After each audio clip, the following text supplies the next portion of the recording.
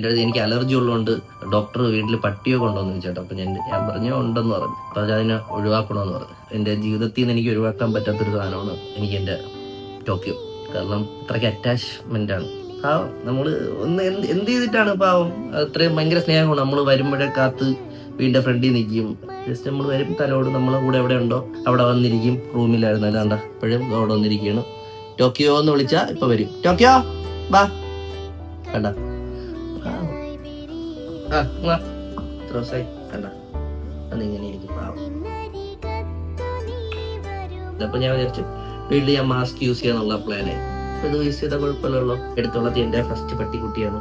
ഇനി ഞാൻ ചത്തുവണേ അങ്ങ് പോട്ടെ. പക്ഷേ ഞാൻ ജീവനുള്ള കാലം ഇതിവിടെ കാണും. എനിക്ക് അലർജി വന്നാലും ഞാൻ അത് അങ്ങ് സഹിച്ച്